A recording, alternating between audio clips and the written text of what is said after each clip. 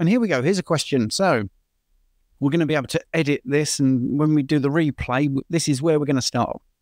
So here's a question from HGL. Greetings from Nambia, Africa.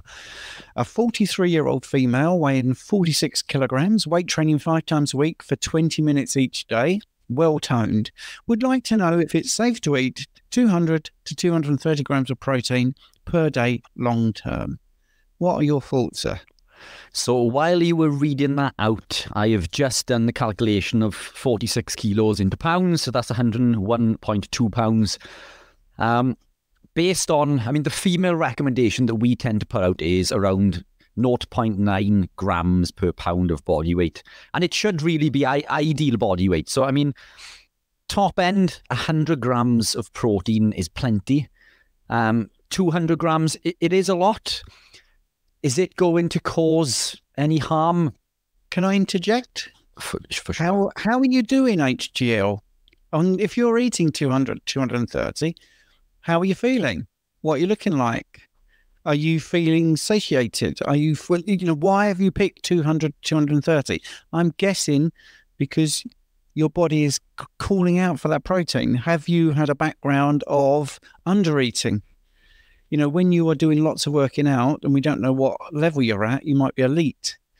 Then you could, the turnover of protein synthesis or muscle, I should say, is huge. If you're really working out hard. So, sorry to interrupt there, but I was just trying to say to the people out there, these are great questions. More context always helps. You can always back it up with an extra question. But yeah, let's go back to Rich. Sorry about that, Rich. No, spot on. You're 100% right. It's context is incredibly important. And you're right. How do you feel? Because if you feel fantastic, then, there's no issue. It's certainly not going to cause any harm. It's whether it is optimal.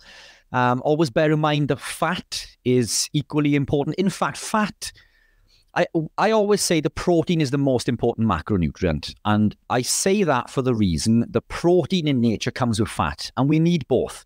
But fat is preferenced within the body more than anything else. So the reason that we say protein is the most important is because if you're consuming protein, generally you're consuming enough or adequate fat along with that protein. Concentrate on your protein, everything else will fall into place. As long as you're consuming the correct type of protein. If you were consuming 200 grams of lean protein, then there may be a deficiency of fat, and maybe this is why you feel the need to consume more.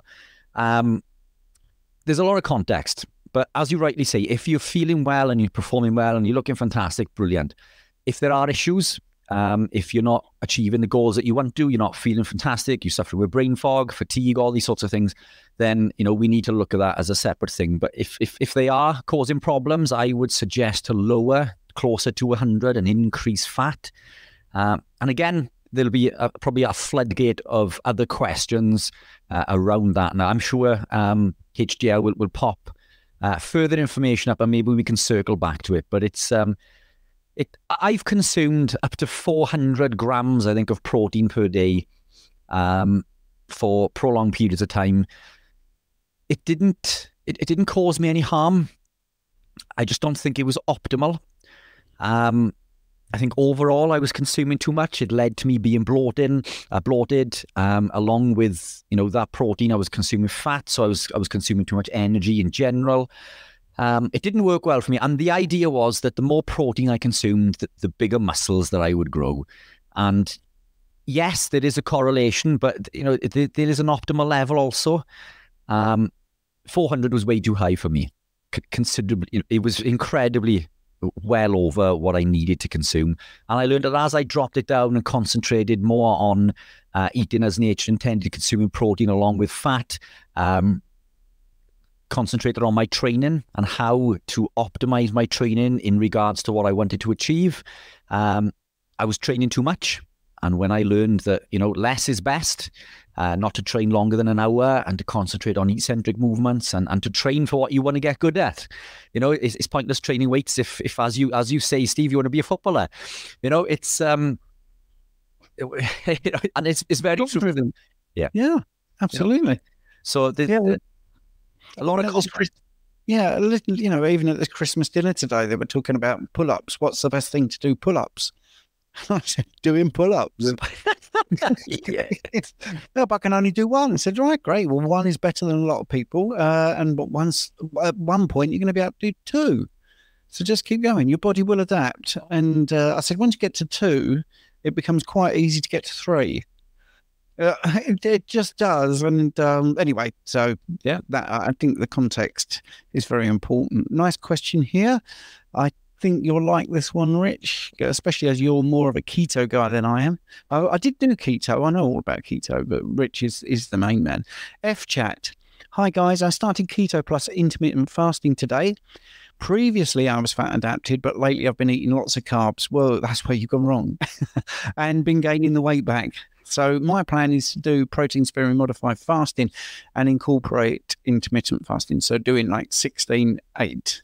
For people who don't know what that means, 16 hours where you don't eat and an 8-hour window where you do eat. So what do you think of that plan? Yeah, that's a fantastic way for losing weight or shredding body fat incredibly quickly. Protein sparing modified fasting is when we concentrate more on protein and we reduce the fat. It's a fantastic way to rip up and shred. I generally wouldn't recommend it for someone new to the game because it is difficult. Your body's coming away from a fuel source that it has been adapted to almost your entire existence, and then we're going into trying to be fueled by fat. And the ketone production from the fat in the early stages is not efficient enough really to supply significant energy. This is why there's an adaptation process. So the last thing we'll be doing is taking away the fuel source that could be giving us that energy initially for that transition. But for someone who's done it before and knows the ropes, it's an incredible tool. Just remember that we need the fat. I wouldn't do it for prolonged periods of time. I personally would maybe cycle it 2 days of lean and then have a fat refeed and put some dietary fat back in. But it is a fantastic tool. Not for someone new to the game, as I say, but if you are well versed in how your body works in regards to being ketogenic, then it is a great tool. Fasting 16-8, brilliant.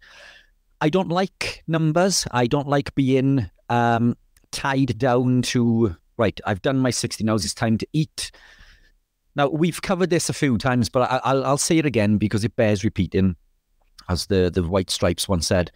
It's a song, if you don't know it, no. No. Never mind. Wasted. Wasted. So when people ask me, do I fast? My answer is no, I don't fast. Well, when did you last eat? Well, 18 hours ago.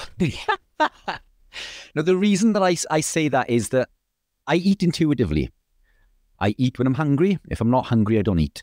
I don't intentionally fast. So I'm not clock watching. I'm not looking at my watch, waiting for that 16-hour mark so I can consume my meal. I am eating intuitively. If I wake up in the morning, I'm hungry, I will eat. Perfect example, I went for a 10-mile run this morning. I came back and I ate some chicken legs that I cooked the night before. Normally, I wouldn't eat that early. I was back by about 10:30. But I felt I needed it. So I consumed those chicken legs. Typically, I wouldn't consume food until 6 or 7 p.m. because I'm not hungry. So I don't fast intentionally. I listen to my body. I eat when I'm hungry. If I'm not hungry, I don't eat. And this is why I would say don't get caught up on time. Don't get caught. Don't be pigeonholed. If you feel like breaking that fast at 15 hours, then that's fine too. It's there's a lot of nuance involved in regards to the benefits of fasting and when fasting is elicited and all of these things of autophagy. And we've covered it previously. Being ketogenic, your body is benefiting from that state all the time, constantly. Just varying degrees of being in that state of autophagy, but it's always there.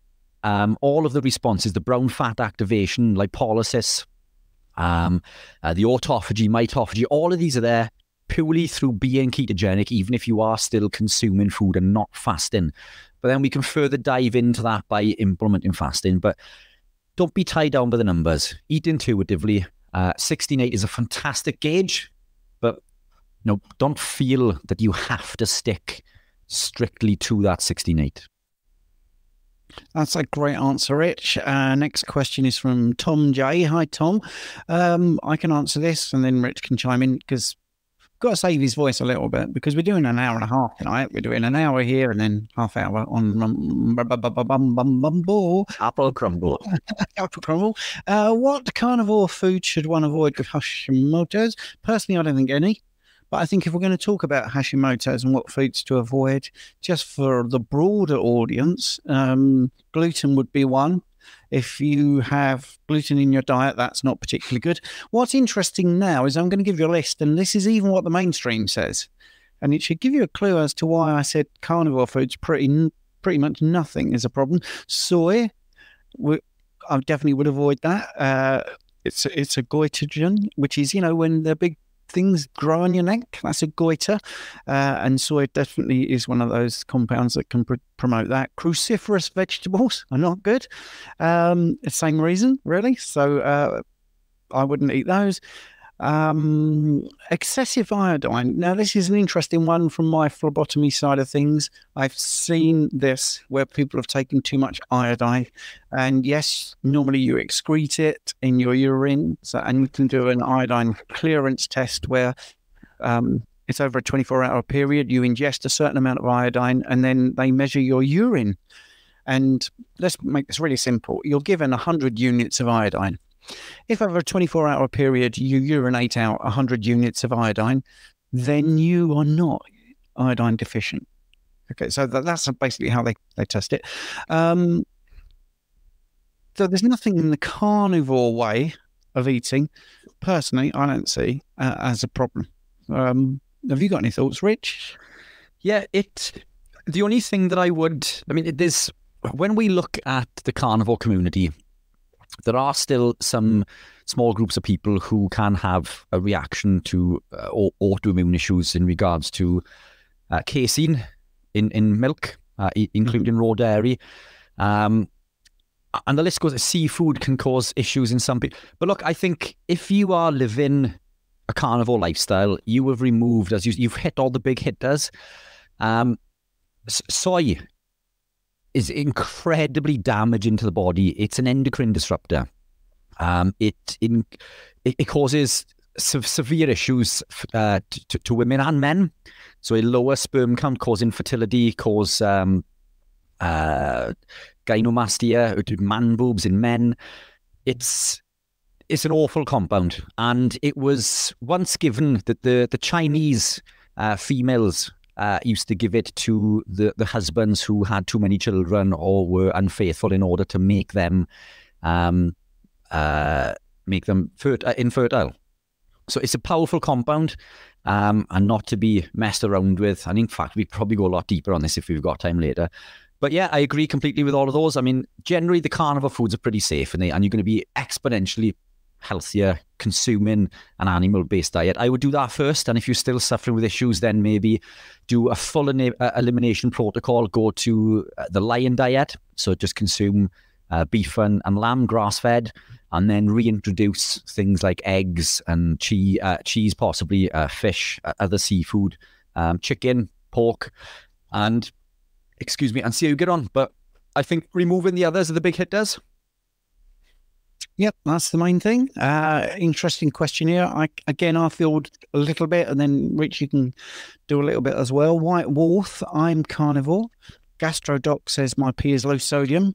He doesn't get, or she doesn't get carnivore. Any thoughts? Well, yeah, many doctors don't get carnivore. I know that's not what you're asking. I was being flippant there. Low sodium concentration in urine. And this sounds like we're being patronizing, or I'm being patronizing, but I'm not. It means one of two things. One is you're retaining the sodium, or your excretion rate is lower than usual. So you have to find out why that is. So yes, if there's a low concentration of sodium in the urine, it is a thing that you go, right, we need to see what is happening here. Now, going back to the other thing, what's your clinical presentation? Is there any problems? Have you got any swelling that is unexplained? Have you got any pains that are unexplained? Are you on medications? This is the other thing. Many doctors don't like to say, oh, that medication I'll put you on, this could be causing some sodium retention, or it could be lowering your excretion rate. There is a couple of other things. You could have some kidney tests, filtration rate of your kidney. You could look at your blood urea nitrogen, just make sure that the filtration is working okay. But it shouldn't be looked at in isolation. So for me, that's my thoughts. If you said, do I need to do any more bloods? My first question would be, well, it would be great to do some bloods, because I get like £5 commission for doing the bloods. But what's your clinical presentation? And if you said there's absolutely zero, I feel fit as a fiddle. My heart rate is great. I don't know. Basically, I feel great. I would say, well, we'll keep an eye on it. But if you want to do more bloods, then I would look at your kidney, do a kidney panel, which is literally like 4 or 5 different tests. So that's my take. What about you, Rich? Yeah, I agree completely. Are you consuming sodium? Is the other question. Are you adding salt to your meals? Are you consuming enough salt from the grass-fed beef and lamb that you consume in? Are you consuming electrolytes? But beyond that, I mean, yeah, it comes back down to exactly as you say. If you're feeling fantastic, then is there really a problem? Because I think that is the best barometer of health, isn't it? Is how we feel. So yeah, I think you've hit the nail on the head. Great, yes, and that's true actually. And if you restrict your sodium intake, your body hangs on to sodium because it's critical. So that was really good. And elementary part I should have mentioned. So that's why it's rich in. Insulin resistance, as a side note, will also cause sodium retention. So if you are coming from a high carbohydrate background, you could still be insulin resistant, and it does take a bit of time, but it can be reversed incredibly quickly. But without context, again, we'd probably be unable to go a little bit deeper. But nice segue, because we asked for context. So there's 4 messages here, just giving us a little bit of context from earlier. F-chat, I try to do resistance training every day, and we'll do my training in 2 hours, so that is a long session. Since I'm focused on losing fat as my primary goal, I'm not concerned with my meal timings as long as I hit my protein. So the next thing is, my biggest problem is adherence to a diet at night after my workout because I get really hungry. So I'm trying to combat that by saving most of my calories for later at night. So I would just say my nutrients there. My meal plan is 2 cans of tuna pre-workout, then 4 whole eggs, and 200 to 300 grams of cooked chicken breasts, and I might have a 4-ounce salmon too if needed. What do you think? Should I add the salmon? I'm going to rewind to the question, the bit before where you said you work out for 2 hours. I mean, and then you feel hungry. Well, that's a very long session, and I'm not sure that would be something I would recommend if I was your personal trainer and you were giving me all this feedback. And like I say, this is just for information, just for discussion. It's not one-to-one, so you can ignore this or you can ruminate on it and look it up. But if you said those things to me, I'd say, well, of course you're hungry. You're working out for 2 hours and that's too much. You need to get into more high intensity. To me, I don't think you can be intense for 2 hours. If you are, I would be very surprised. But I would say if you are intense for 2 hours, being ravenously hungry makes total sense. And I think your body is saying to you, you are just burning through too much. And I think long term, that's not sustainable. I feel that you'll end up burnt out, actually not getting the gains you want, retaining weight, actually body fat, because your body is in an extreme stress situation. I think we use the word stress in such a way that you think it's like when some idiot is on the road and does a ridiculous maneuver, or your boss is telling you something is completely rubbish. You feel that stress is those sort of moments where you want to pull your hair out or punch someone. And that isn't what stress is. Stress is those things, but it isn't just those things. So when you stress your body during exercise, your body is reading that as a thing that is putting it in danger. That's why it responds. It needs to be able to lift these weights. It doesn't know you've got dumbbells. It could, for all your body realizes, it could be you're having to build a house, or you're having to get, do some hunting, and it will make bigger muscles and better joints and stuff like that. And you're doing it for 2 hours. And that's a really long time. So, yeah, you're bound to feel really hungry. So I would look at personally, I would look at your training and see if you can do more in less time, or do that first hour, but do that hour in 45 minutes, cut down your rest periods and don't even do the second hour. That's personally what I think. And then you won't feel that. So I gave a sort of rich answer. It was a bit too long for me. Do you want to add anything, Rick? Yeah, I used to do those 2-hour sessions when I began my bodybuilding journey. I trained every day. And the fact is that it was not optimal.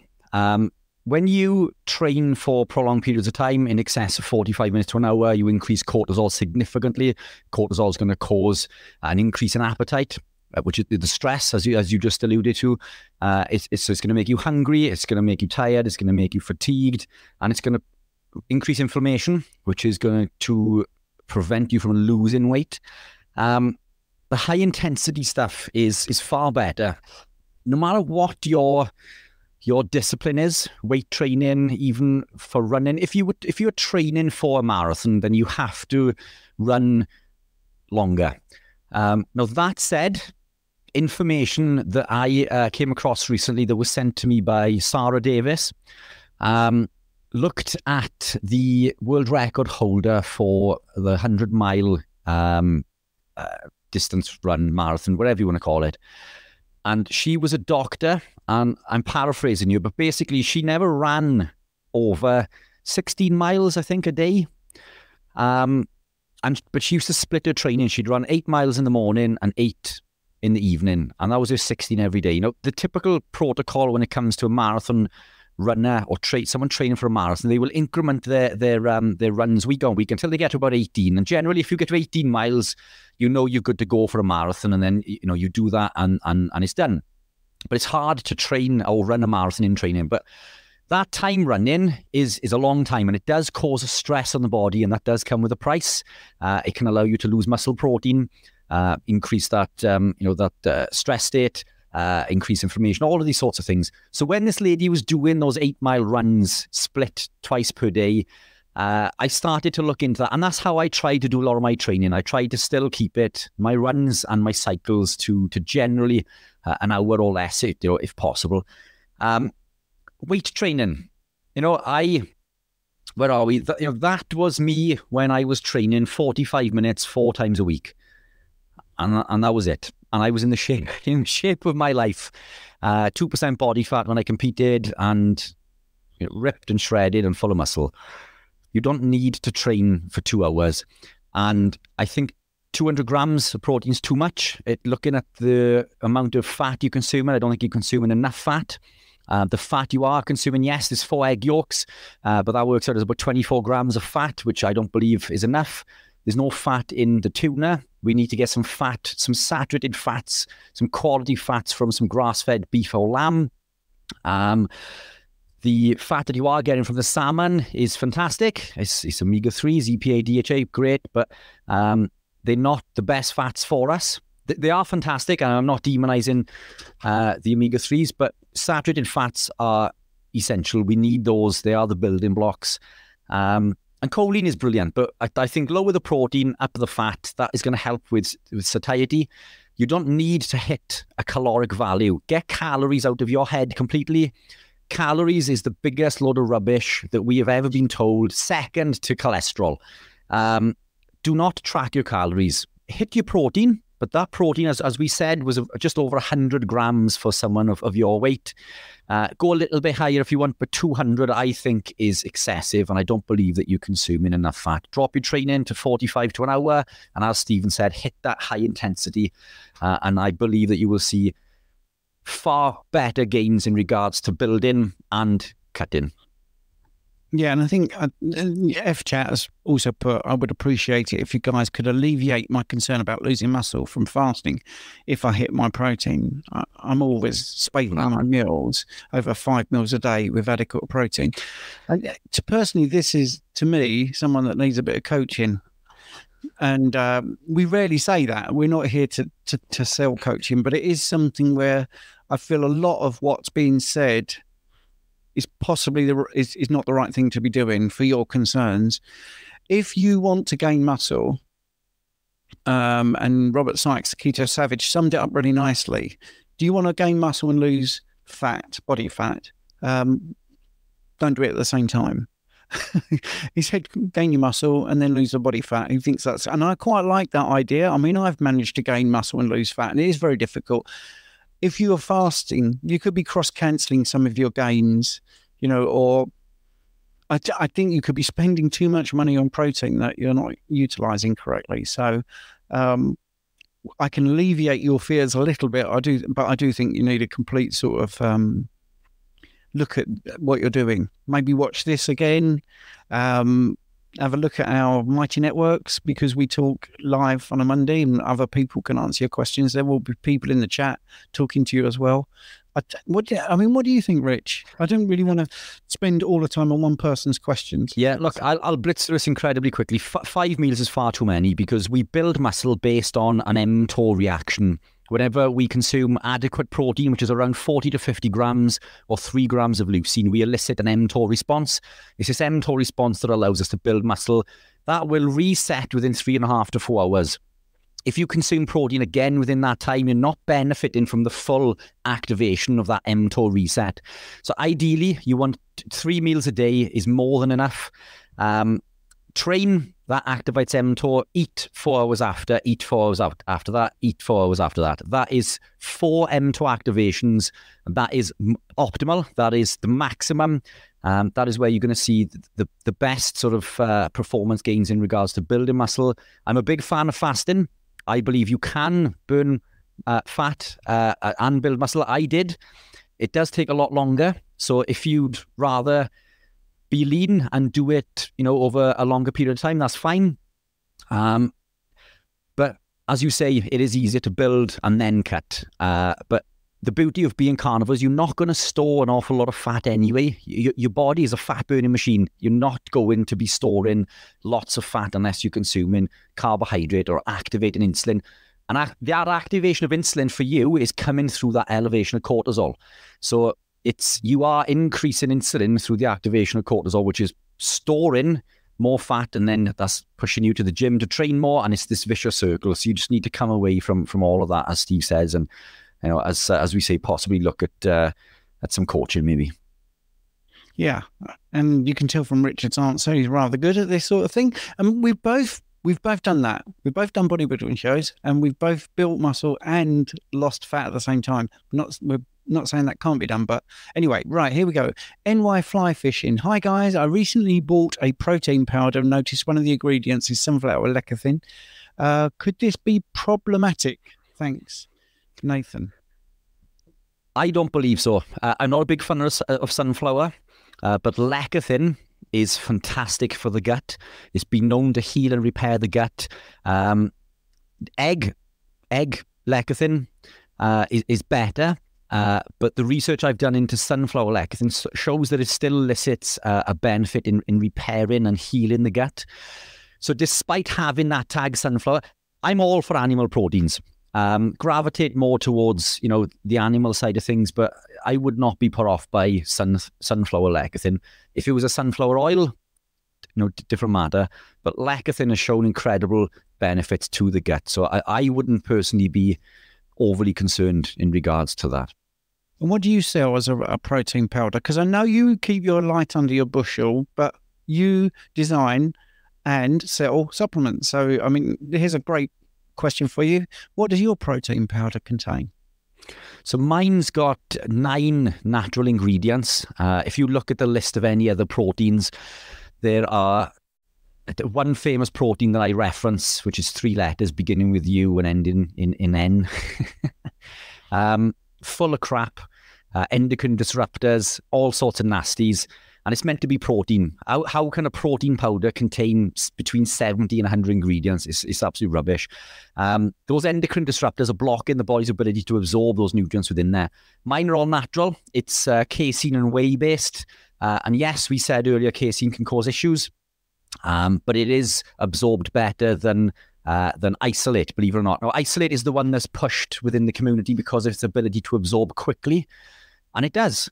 but it absorbs so quickly that, and it's only in the system for 1.5 hours, absorbed around about 10 grams per hour, which means that if you were to consume 50 grams of this, only 15 is actually being absorbed. So there is an advantage to using casein in this regard. So I use both. It's an 80-20 split. And we use the natural probiotics from the casein. But nine ingredients. I'll have to see if I can grab a tub. In fact, I haven't got any with me, but it's, yeah. While you're answering the next question, I will pull the list up actually and read through everything one by one. But it's... Okay, yeah. And I flashed up that the original time he got... I need to say this, by the way. If you put a question in, we're live, so we can't get to it instantly. But originally, the questioner said, I recently bought a whey protein isolate powder. So they are different. Protein powder and isolate powder is different. Right, let me answer the next question then. Andy828, what are your thoughts on isometric exercises? Firstly, let's explain what an isometric exercise is. That's pretty much where you're in the same position. So you might lift a weight and decide to hold it like this, for instance, if it's a barbell. Now, what's that good for? Well, obviously, for that specific joint angle, that's particularly good. What you're doing is you're contracting the muscle, you're not lengthening it. So joint stability in this, wow, that's great, isn't it? That's fantastic. Most exercises do need to be dynamic, in my opinion, but, you know, you've asked me about isometric. It's quite convenient as well. So if you want to do your shoulders, and let's say you have a shoulder injury or impingement or something, you can get your shoulders to where you feel comfortable. You're not going through a range of motion. You're not going to be unstable. So you can do a shoulder exercise. So convenience is a part of it. And it's also pretty good for rehab as well. So, you know, I've won a tennis tournament, never had tennis elbow. But I did have an elbow that hurt when I was stupidly riding on a bike too fast, took a corner too fast and went flying over it and hurt my elbow. And it's very good for rehab because what you do, believe it or not, you go to the angle that hurts and that hurts it, and then you hold it. Okay, and the point of that is that the body has that training response, a physiological response. And it's right, okay, we've got to work on that area. And you bring in local inflammation, which sounds bad, but actually it's good. Right, okay, so what's the cons? Well, everything we just said in reverse. So when you go like this, you're not lengthening the muscle. So you're not getting that full range of motion, and it's not a dynamic exercise. So like a squat, people do wall squats, that's okay, but you probably find more results from a squat when you're going down lower than parallel as well, you know, and you'll get better results in the main, all right? It can raise your blood pressure. That could be down to technique, your breathing technique. People tend to sort of and not breathe, all right? Whereas if you're doing a dynamic exercise, you do that Courtney thing where you blow you use your breath to blow the thing up and then you let your breath go out. So, and it is very specific to that joint angle. So let's use that example again, because I can show you that angle's great, but that angle might not be, that angle might not be. So that's that. And the last thing is I find isometric exercises incredibly boring. So anyway, pros and cons. It could be part of a training program, absolutely. But I personally wouldn't have it as a big part. But again, it's a context. If you've got the shoulder impingement, if you've got a particular thing you're trying to rehab, maybe include a little bit more. Right. Did that give you enough time, Rich? Yeah, spot on. Jonathan's already popped it into the chat. There is one thing that we have taken out of there is the xanthan gum. And the vanilla obviously doesn't contain the cocoa powder either. But it's so it's about 7 ingredients, but it's 80% casein, as we say, 20% whey, egg albumin, probiotic, natural probiotic, which come from the casein also. So it's all natural. Stevia, you can argue, is unnatural, but I mean it does come from a plant, and if it's obtained correctly, I don't believe that it is a big impact in regards to causing issues within the body. Stevia works really well for me. It doesn't work for everybody, but it's one of those products that, in regards to the electrolytes, perfect example. I know a lot of people have asked about the electrolytes being available in an unflavoured version. And I've had a lot of people, requesting this because the electrolytes are fantastic, but the hardcore carnivore community don't want to consume stevia. There's so little stevia in there that it's almost not worth mentioning. And I'm sure that by law that it's so little, we don't even have to put it on there. But for full disclosure, we put everything that we use. But I've sent some of these people samples of the electrolytes without the stevia, and they've come back and said that it's absolutely disgusting. And it's unfortunately, salt in water is not absolutely brilliant to taste, and that's what the electrolytes are. And it's the same with the protein. So, we can do an unflavored protein, but, you would want to mix it with something. And I believe that the little bit of stevia that is in there is negligible. I use it. I don't use it every day because I'm carnivore. All I eat is meat. I don't feel the need to top up, but I use it on those occasions. If I'm on the road and I need, a quick fix, I will take it with me. And as a treat, it's a fantastic one to mix in a full-fat Greek yogurt. So brilliant as a treat. And I feel like I'm being really naughty when I do that. And I think if that is all you have to worry about in regards to living this lifestyle, then you don't have an awful lot to worry about. But fantastic product. Absolutely brilliant answer. Right, okay. I wonder if my answer to the next question is going to annoy Rich and he's going to say something completely different. So it's from Matthew. Now, before I answer this, my last 15 years have been spent predominantly doing rehab. Okay, so my answer is going to be very different, I think, to Rich's. Anyway, no matter how many times I've tried, I don't seem to benefit from doing lateral raises. Is neutral grip shoulder press or rear delt flies on a machine enough for shoulders? Is there any good subs for lateral raises? Right, well, if you take my opinion, you wouldn't be bothered about lateral raises because they're incredibly bad for shoulder joints. It's not how the shoulder is designed. And when you start doing lateral raises, the gap here, I don't want to get too technical, basically you are setting yourself up for an injury. So you need to rotate your arms slightly if you're going to do lateral raises and actually not do the pouring out the water movement, but in fact actually have your thumbs going up towards the sky. That's going to improve your shoulder health. I'm not talking about bigger muscles. I'm not talking about more strength. I'm not talking about looking great in the mirror. I'm talking about how to have a healthy shoulder. So I don't actually put in any of my workout plans lateral raises because I don't want someone to come back injured. And this was a big talking point when I did my qualification because I really focused on injury prevention, and my tutor hated this and said, no, we're looking at what's optimal. And I said, well, mate, if you're injured, you can't do anything. So I think it's a big point, and there's been many people that have said to me, nah, that's rubbish. And they've come back 2 years later, 3 years later, and they've been on my rehab table with a bad shoulder. All right. So because they didn't want to listen to me, because so many people push lateral raises. Anyway, I'm going to let Richard get into it now. That's my 2 penneth. So another one of mine. So look, it's why are you doing them is the question. And it's purely aesthetic. And I achieved pretty big delts when I was competing.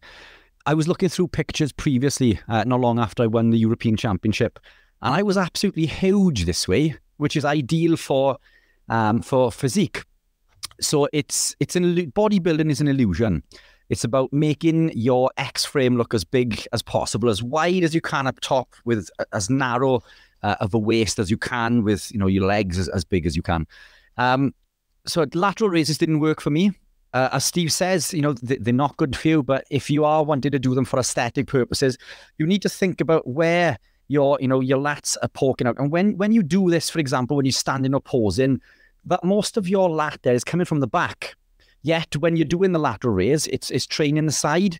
So what I used to do is with the dumbbells, I used to bend over with the dumbbells and do almost rear type raises this way and towards the back to build the back.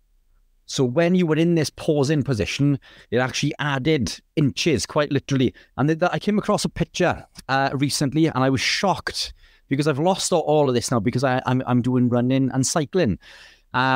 it's a little bit is still there. For someone who hasn't trained weights in over a year, and I'm not in bad shape. I still look half tidy in a vest. But that's what I used to do, is don't concentrate on ones to the side so much. I wasn't even overly concerned on the front delts, because a lot of this is hit through bench and incline bench and all these other movements which we can target with barbell and dumbbells. But it was the towards the back, the rear of the delts are the ones that I was targeting. So when you are actually standing like this, or your arms to the side, you actually look 2 to 3 inches bigger. It's an illusion. But again, it comes back to why you want to achieve that. If it's for aesthetic purposes, then go for it. If it's for health, as Steve said, it's not a natural movement. But losing weight around the midsection is going to be where you're going to see the biggest benefit, because if you're the smaller you are here, the bigger that X frame or that V is going to look, and then you just go for tighter t-shirts and you look bigger anyway.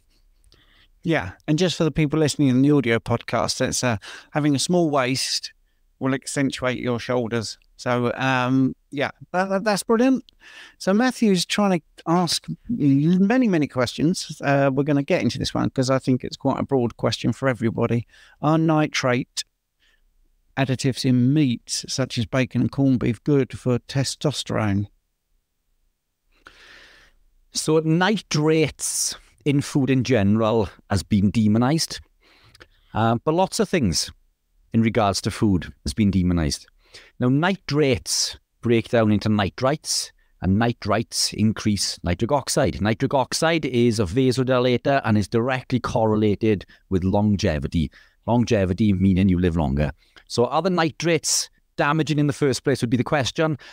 They don't bother me. I'm not concerned at all. And there is some evidence to show that supplementing with forms of nitrates can increase the production of testosterone. How solid that is, or how big that benefit, I can't remember, but it doesn't put me off consuming my pork, my bacon. I don't believe that there are big issues with nitrates. I think it's one of these ones that have been oversold. And turmeric is another one. We're told to consume turmeric because it's good for us, and it is not. It's another one of these fallacies, these lies that we've been fed that is still lingering there, that just it leads us to being unwell.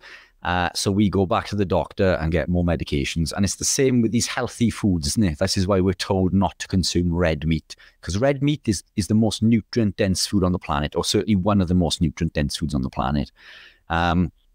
Unfortunately, this is the time that we're in. We're told to do all of the wrong things. As we're told to consume the grains. We're told to avoid saturated fats and to worry about our cholesterol and to watch our protein intake and eat lots of grains and eat our soy and what else is there?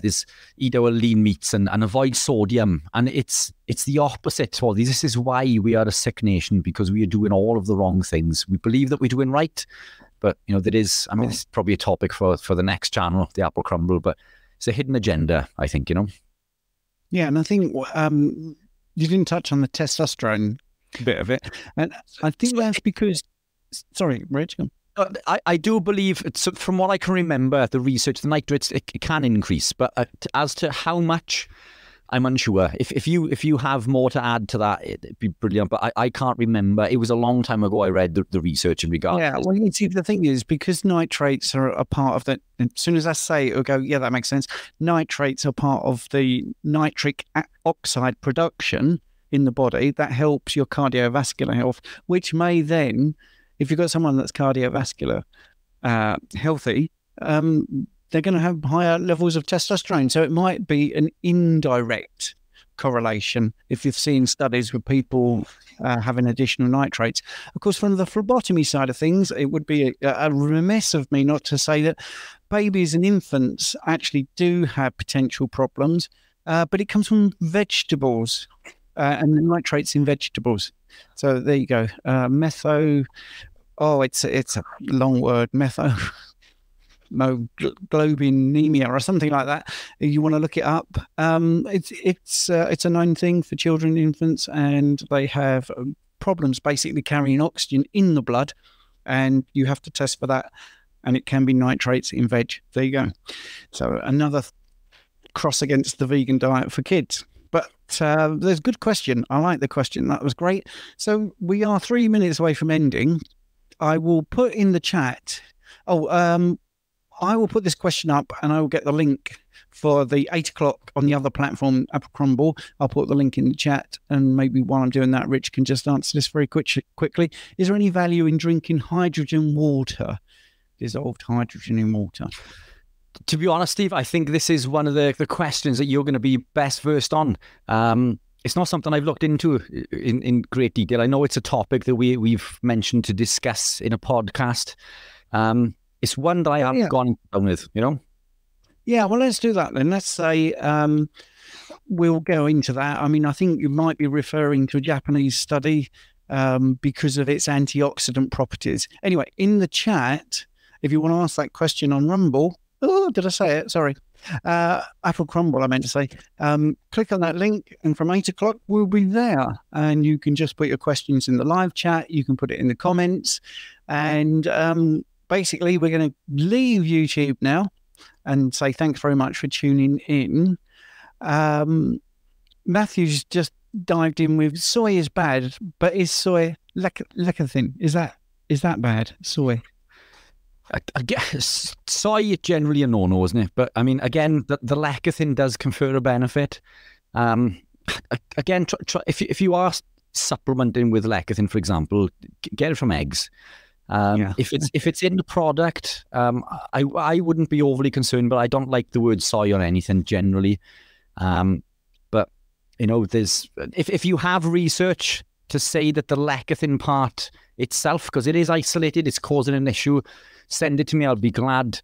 I'll gladly look at it and go through it. But it's from what I've looked at recently, lecithin is incredible. It's just a shame that it has to come from that 3-letter. I'm going to wrap up with HDL's last comment. You guys skipped my reply earlier. I feel wonderful every day with 200 gram protein. Higher fat causes fat gain for me. 100 gram protein is too little calories. So there's your answer. You do your 200 grams of protein, but do it lean. I didn't skip it deliberately. It's just that we were trying to sort of get everybody's question in. So that's great. Hopefully we'll see you on the other platform. Saying goodbye, Richard. Thank you all. See you on the other platform. Yes, hope you do follow us. Most people do, actually. Bye.